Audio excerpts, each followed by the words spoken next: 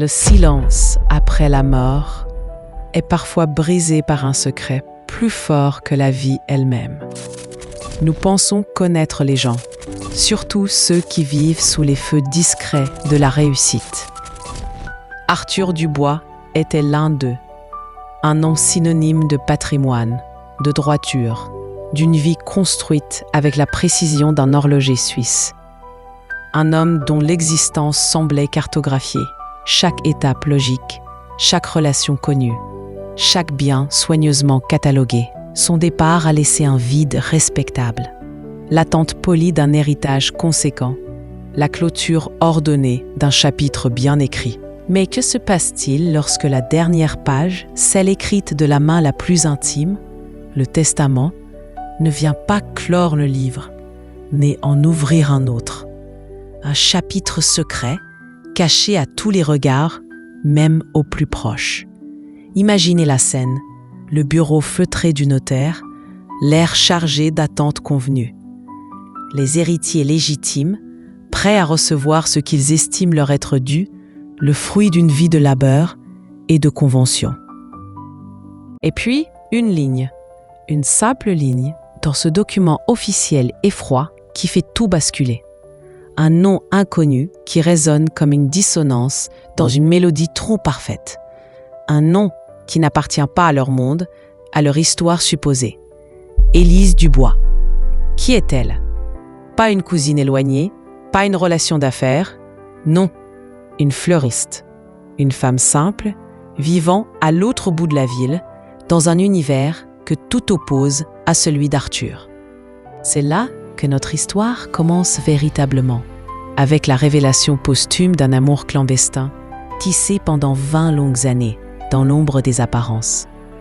Un amour qui a fleuri loin des regards critiques, loin des obligations sociales, loin de l'empire financier d'Arthur. Un amour qui pose une question vertigineuse. Connaissons-nous vraiment ceux que nous aimons? Quels secrets peuvent se nicher derrière la façade la plus lisse? Aujourd'hui, je vous invite à plonger au cœur de ce testament inattendu. Une histoire qui explore les cloisons invisibles que l'argent peut ériger, mais que le cœur peut franchir. Si vous croyez que les histoires d'amour les plus pures se cachent parfois là où on les attend le moins, et si vous voulez découvrir comment ce secret a bouleversé des vies, alors restez bien jusqu'à la fin. Vous pourriez être surpris de voir jusqu'où peut aller la force d'un amour caché, même après la mort. Nous allons suivre les héritiers sous le choc, mais aussi et surtout, nous allons découvrir Élise, cette femme soudainement projetée sous une lumière inattendue, héritière d'un amour et d'une fortune qu'elle n'avait jamais soupçonné. Préparez-vous à être touché, peut-être même bousculé. L'histoire d'Arthur et Élise commence maintenant, dans le silence assourdissant d'un bureau de notaire. Le moment était arrivé. Dans le silence épais du bureau de Maître Bernard, l'air semblait raréfié. Hélène et Marc Dubois, les enfants d'Arthur, attendaient, droit sur leur siège en cuir. Ils connaissaient leur père, un homme de chiffres et de principes, pas d'épanchement. Le testament, ils en étaient certains, serait à son image, précis, équitable selon ses critères, et sans doute un peu froid, une formalité nécessaire pour clore un chapitre et ouvrir celui de la gestion de leur héritage. Conséquent, ils le savaient. Maître Bernard commença la lecture d'une voix monocorde. Les premières clauses défilèrent sans surprise. Les legs habituels aux œuvres caritatives qu'Arthur soutenait publiquement, la répartition logique des parts de l'entreprise familiale entre Hélène, déjà impliquée, et Marc, plus distant mais toujours héritier. Quelques biens immobiliers spécifiquement attribués. Tout semblait se dérouler comme prévu, selon le script non écrit de leur vie privilégiée. Marc détendit imperceptiblement ses épaules. Hélène échangea un bref regard entendu avec son frère. La fortune paternelle, bâtie à force de travail et de discrétion, allait leur revenir comme il se doit. Puis le rythme changea. Maître Bernard arriva à une section qui semblait distincte. Sa voix, toujours neutre, tint une inflexion presque imperceptible, une sorte de gravité nouvelle. Il lut, concernant ma résidence personnelle au bord du lac, le refuge, ainsi que tous les biens mobiliers s'y trouvant, et une somme nette de 500 000 €. Il s'arrêta net. Le silence dans la pièce devint assourdissant. Les deux héritiers se redressèrent, attentifs. Le refuge était la propriété préférée de leur père, son échappatoire. Le notaire reprit, chaque mot pesant comme une pierre. « Je lègue ceci en pleine propriété et avec ma plus profonde et éternelle gratitude. » Hélène fronça les sourcils. « Gratitude ? Pourquoi ?» Marc pencha la tête, l'air interrogateur. Maître Bernard lâcha enfin le nom, comme une bombe silencieuse, à Madame Élise Moreau. Le notaire, imperturbable, consulta une note annexe et ajouta l'estocade finale. Madame Élise Moreau, profession fleuriste, résidant au 12 rue des Lilas. Puis il lut la dernière phrase de la clause, la justification écrite de la main d'Arthur. Pour l'amour et la lumière qu'elle a apporté dans ma vie, dans le plus grand secret, pendant ces 20 dernières années. 20 ans. Fleuriste, amour, secret. Les mots explosèrent dans le silence, brisant net la façade respectable des Dubois, laissant Hélène et Marc pétrifiés, le souffle coupé, face à l'onde de choc d'une vie cachée qui venait de faire voler en éclats toutes leurs certitudes. Élise Moreau, tandis que ce nom explosait comme une grenade silencieuse dans le bureau feutré de Maître Bernard, à l'autre bout de la vie suivait son cours paisible. Loin des tours de verre et des conseils d'administration, loin du poids d'un nom chargé d'histoire et de fortune, se trouvait le 12 rue des Lilas. Pas une adresse prestigieuse, mais un lieu de vie, de travail simple. La boutique Élise Fleur. Voici Élise. Pas une figure du grand monde, pas une femme d'influence. Juste Élise. Une artisane du quotidien, dont l'univers était un cocon de pétales et de chlorophylle. Son royaume, c'était ce petit magasin où elle passait ses journées à composer des émotions en bouquets, à écouter les histoires des gens du quartier, venus chercher un peu de beauté pour égayer un jour gris ou célébrer un moment heureux. Sa richesse, c'était le parfum des roses après la pluie, la fidélité de ses clients, la satisfaction d'un travail bien fait. Un univers à des années-lumière de celui d'Arthur Dubois, du moins du Arthur Dubois que le monde connaissait. Car Élise connaissait Arthur, ou plutôt, elle connaissait Antoine. C'est ainsi qu'il s'était présenté la première fois, 20 ans plus tôt, cherchant des conseils pour un rosier malade. Parfois, il était simplement Arthur, cet homme élégant mais discret, à la mélancolie polie, qui venait chaque mardi, immanquablement, acheter un petit bouquet de roses blanches. Il disait qu'elle lui rappelait la neige sur les montagnes de son enfance. Elle le savait, à l'aise, comme on dit pudiquement. Il avait une belle voiture, des costumes bien coupés, mais il ne parlait jamais de sa vie professionnelle, de sa famille, de sa fortune. Il était juste Arthur, son ami secret, son confident silencieux, peut-être même, dans le secret de son cœur, un peu plus que cela. Ce jour-là, l'appel ne venait pas d'un fournisseur ou d'un client. C'était Maître Bernard. La voix grave au bout du fil lui apprit d'abord la nouvelle qui lui glaça le sang. Arthur était parti. Le chagrin la submergea instantanément.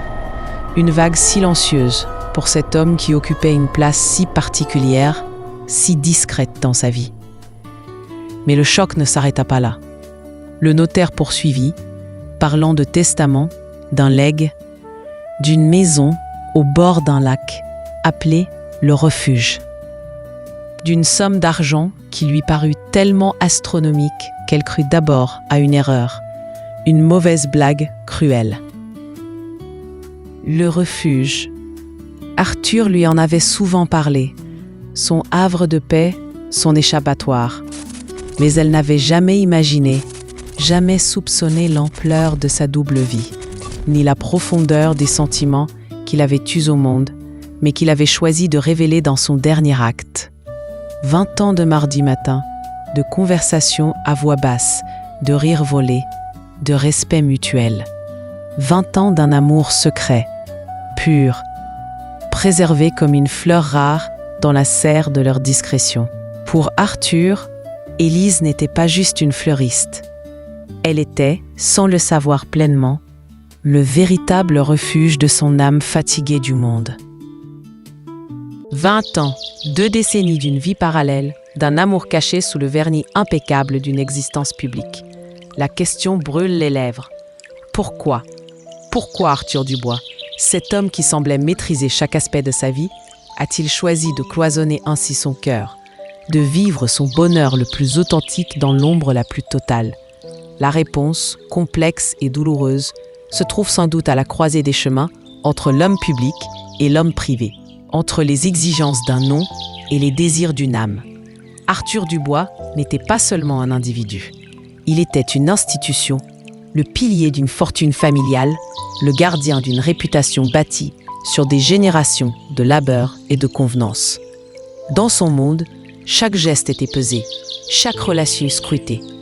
L'image était primordiale, le contrôle essentiel. Introduire Élise Moreau, la douce fleuriste de la rue des Lilas, dans cet univers aurait été une déflagration. Comment justifier aux yeux de ses pairs, de ses associés et surtout de ses propres enfants, élevés dans le sérail, une relation si inattendue, si décalée par rapport aux normes tacites de leur milieu? La peur du jugement sans doute, la crainte du scandale peut-être, mais plus profondément, la peur de briser l'équilibre qu'il avait mis toute une vie à construire, même si cet équilibre ressemblait parfois à une prison dorée. Il craignait de blesser Hélène et Marc, non pas par l'existence de l'amour lui-même, mais par la révélation de ce qu'ils pourraient percevoir comme une trahison de leur monde, de leur mère peut-être, ou simplement de l'image idéalisée qu'ils avaient de leur père. Il a choisi le silence, pensant les protéger, se protéger lui-même, et préserver la pureté de ce qu'il partageait avec Élise, loin des regards potentiellement réducteurs ou moqueurs. Mais Arthur Dubois savait que le silence ne pouvait durer éternellement. Conscient de sa propre finitude, il avait laissé derrière lui plus qu'un testament, une lettre, une confession adressée à ses enfants, confiée à Maître Bernard pour n'être lue qu'après sa mort. C'était sa façon de briser enfin le mur du silence, de donner une voix à son cœur. « Mes chères Hélène, mon cher Marc », commençait la lettre. « Si vous lisez ces mots, c'est que je ne suis plus là pour affronter votre regard, peut-être chargé d'incompréhension. Je vous ai aimé à ma manière, souvent maladroite, prise dans les raies des responsabilités que notre nom impose. J'ai tenté de vous offrir le meilleur de ce monde, mais ce monde m'a aussi coûté une part de ma vérité. Il y a 20 ans, j'ai rencontré Élise. Elle n'a rien demandé. Elle n'a jamais cherché à entrer dans ma vie publique. C'est moi qui ai cherché refuge dans la sienne. Sa simplicité, sa bonté, sa capacité à voir l'homme derrière l'homme d'affaires ont été pour moi une source de lumière inépuisable. Près d'elle, je n'étais plus Arthur Dubois, le PDG, le patriarche. J'étais juste Arthur, un homme qui pouvait respirer. J'ai gardé ce secret par peur. Peur de votre jugement, peur de perturber vos vies, peur de ne pas être compris. C'était peut-être une lâcheté, et je vous demande aujourd'hui de me pardonner ce long silence. Mais comprenez que cet amour était mon jardin secret, mon souffle vital. Le refuge porte bien son nom. C'était notre sanctuaire, le seul endroit où mon âme trouvait la paix. C'est pourquoi il lui revient. L'argent que je lui lègue n'est qu'une faible compensation pour toutes ces années où elle a vécu dans l'ombre, sans jamais se plaindre, acceptant mes allées et venues, dictées par une autre vie. C'est pour lui assurer la sérénité que j'aurais dû lui offrir bien plus tôt. Ne voyez pas en elle une usurpatrice, mais la gardienne de la part la plus heureuse et la plus authentique de mon être. Essayez, s'il vous plaît, de comprendre mon cœur. Ces mots écrit avec la sincérité de celui qui n'a plus rien à perdre, résonnait comme un aveu poignant. Il révélait la véritable prison d'Arthur, non pas ses affaires, mais les conventions, les attentes, les murs invisibles qu'il avait lui-même contribué à ériger.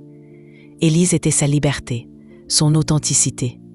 Le testament et cette lettre étaient son ultime acte de courage, choisir enfin, par-delà la mort, l'amour plutôt que les apparences. La bombe avait explosé. Le testament d'Arthur Dubois n'était pas une conclusion, mais une déflagration dont l'onde de choc venait de frapper de plein fouet Hélène et Marc. En quelques phrases, lues d'une voix neutre, 20 ans d'une vie parallèle leur étaient révélés, et avec eux, le visage d'une inconnue, Élise Moreau, désormais liée à jamais à leur histoire familiale et à leur patrimoine. La colère fut la première à jaillir, brûlante et amère. Une colère dirigée contre ce père soudain étranger qui avait gardé un secret si lourd si longtemps. Comment avait-il pu mener une double vie pendant 2 décennies, tissant une relation clandestine alors qu'il incarnait la droiture et la respectabilité? C'était une trahison envers eux, ses enfants, une trahison envers la mémoire de leur mère, peut-être, une trahison envers tout ce que le nom Dubois représentait. Puis Marc, l'aspect financier, se mêlait inextricablement à l'affront personnel. Leur refuge, leur lieu de vacances d'enfance et une somme considérable. Léguée à une fleuriste, l'idée était absurde, insultante. Son esprit pragmatique et combatif prit immédiatement le dessus. Il fallait agir, vite, contester ce testament, trouver que cette Élise Moreau avait manipulé leur père vieillissant, qu'elle avait profité de sa solitude ou d'une éventuelle faiblesse. L'image d'une femme vénale s'imposa à lui, chassant toute autre considération. La guerre était déclarée, silencieuse pour l'instant, mais déterminée. Hélène, elle était submergée par un tourbillon d'émotions contradictoires. La colère était là, bien sûr, sourde et profonde. Mais sous la colère pointait autre chose. Une tristesse immense, un sentiment de perte abyssale. Son père, cet homme qu'elle admirait et craignait un peu, cet homme dont elle pensait connaître les contours, lui échappait totalement. Qui était-il vraiment ? Était-il heureux dans cette vie secrète ? Cette Élise n'était-elle qu'une usurpatrice ou autre chose ? La lettre lue par le notaire, les mots simples mais vibrants d'Arthur sur l'amour et la lumière, semaient le doute dans son esprit conditionné. Et si son père avait trouvé auprès de cette femme une paix qu'il n'avait jamais connue avec eux ? Pendant que la tempête faisait rage dans le cœur des héritiers Dubois, Élise Moreau naviguait dans son propre tumulte intérieur. Le deuil d'Arthur, l'homme simple qu'elle avait connu, était teinté désormais par la révélation de son autre identité, de sa richesse immense. L'héritage, la maison, l'argent la laissaient perplexe, presque effrayée. C'était trop grand, trop lourd. Accepter, c'était valider cette double vie, entrer de plein pied dans un monde qui lui était totalement étranger. Un monde dont Arthur l'avait volontairement tenu à l'écart. Poussée par un besoin irrépressible de comprendre, elle se rendit au refuge, ce lieu dont Arthur lui parlait avec tant de tendresse. En franchissant le seuil, elle eut l'impression d'entrer non pas dans une propriété léguée, mais dans le cœur secret de l'homme qu'elle avait aimé. Chaque objet semblait lui raconter une histoire, la sienne, la leur. Ce n'était pas le luxe ostentatoire qu'elle aurait pu craindre, mais le confort simple d'un homme cherchant la paix. Et là, dans l'intimité de ce lieu préservé, elle trouva la preuve tangible de leur histoire. Des petits trésors cachés, témoignages muets de 20 années de complicité et d'affection sincère. Des preuves qu'Arthur avait conservées précieusement, loin des yeux du monde. En découvrant ces traces de leur amour secret, Élise comprit. Ce n'était pas une simple aventure, ni une manipulation. C'était leur vérité, leur histoire. Et cet héritage, si inattendu soit-il, était le dernier chapitre la reconnaissance ultime de ce lien unique. La colère des héritiers légitimes existait, elle le savait confusément. Mais ici, dans ce refuge, seule comptait la douce mélancolie d'un amour révélé trop tard, mais révélé quand même. Face au tumulte extérieur, la colère prévisible des héritiers légitimes, le poids soudain d'une fortune inattendue, et au tumulte intérieur, le deuil, la surprise, la révélation d'une vie cachée, Élise Moreau se retrouva à une croisée des chemins. Devant elle, plusieurs voies. Refuser cet héritage déroutant pour retrouver sa vie simple et anonyme, accepter l'argent, mais fuir ce refuge trop chargé de souvenirs et de complications potentielles. Ou embrasser pleinement ce dernier cadeau d'Arthur avec tout ce qu'il impliquait. Son choix fut celui du cœur, un choix guidé par l'amour et la dignité. Elle accepta l'héritage, non pas comme un gain matériel, mais comme un lien sacré, une continuation de leur histoire par-delà la mort. Elle accepta le refuge, non comme une propriété, mais comme le sanctuaire de leurs souvenirs, le lieu où l'âme d'Arthur avait trouvé la paix et où la sienne pouvait désormais honorer sa mémoire. Elle accepta l'argent, non pour changer radicalement de vie, mais comme un moyen d'assurer sa sérénité, comme Arthur l'avait souhaité, et peut-être aussi comme un moyen de faire le bien discrètement, à sa manière, prolongeant ainsi la générosité cachée de celui qui était parti. Son choix fut celui du cœur, un choix guidé par l'amour et la dignité. Elle accepta l'héritage, non pas comme un gain matériel, mais comme un lien sacré, une continuation de leur histoire par-delà la mort. Elle accepta le refuge, non comme une propriété, mais comme le sanctuaire de leurs souvenirs, le lieu où l'âme d'Arthur avait trouvé la paix et où la sienne pouvait désormais honorer sa mémoire. Elle accepta l'argent, non pour changer radicalement de vie, mais comme un moyen d'assurer sa sérénité, comme Arthur l'avait souhaité, et peut-être aussi comme un moyen de faire le bien discrètement, à sa manière, prolongeant ainsi la générosité cachée de celui qui était parti. Elle ne chercha pas le contact avec Hélène et Marc. Elle ne chercha ni confrontation, ni justification. Elle choisit la voie du silence respectueux, laissant aux enfants d'Arthur le temps de leur propre cheminement, de leur propre compréhension ou incompréhension. Sa force résida dans sa capacité à rester elle-même. Élise Moreau, la femme simple, qui aimait les fleurs et qui avait aimé un homme complexe, sans jamais chercher à posséder ni son nom, ni sa fortune, seulement son cœur. Elle décida de faire vivre le refuge à sa manière, en y apportant sa propre touche de douceur et de vie, peut-être en y cultivant les fleurs qu'elle aimait tant. Elle ne renia pas son ancienne vie, mais intégra ce nouveau chapitre avec une grâce tranquille. L'argent, elle l'utiliserait avec sagesse, peut-être en aidant anonymement des jeunes artisans fleuristes à démarrer ou en soutenant une cause qui lui tenait à cœur. Elle resterait Élise, fidèle à elle-même, fidèle à lui. Le choix d'Élise, tout comme le testament d'Arthur, nous murmure une leçon profonde.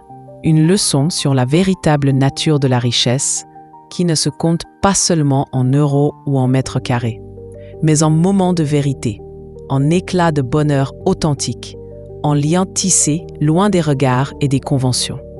Cette histoire nous rappelle que l'amour, le véritable amour, peut éclore dans les endroits les plus inattendus, qu'il peut transcender les barrières sociales, les différences de fortune et même le silence imposé par la peur ou les obligations.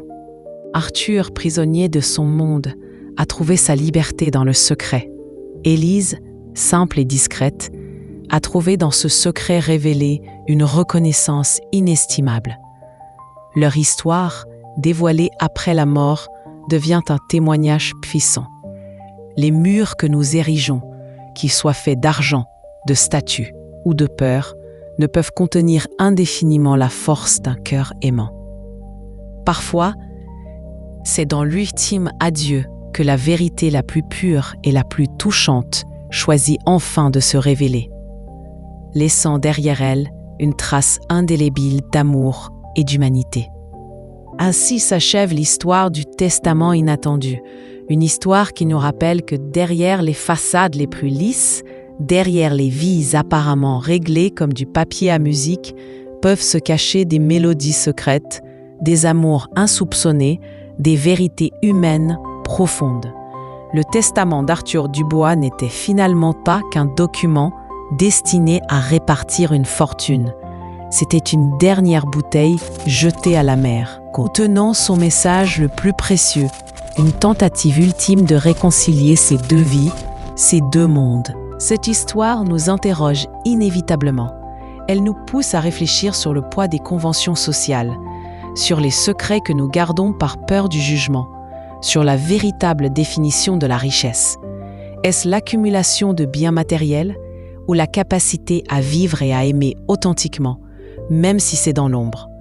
La vie d'Arthur, partagée entre devoir et désir, et le choix courageux d'Élise, ancré dans la dignité et l'amour, nous offre un miroir puissant sur nos propres vies, nos propres silences. Et vous, que vous inspire cette histoire? Qu'auriez-vous fait à la place d'Élise, face à cet héritage bouleversant et à la vérité qu'il révélait? Comment comprenez-vous la réaction initiale, entre colère et choc, d'Hélène et Marc?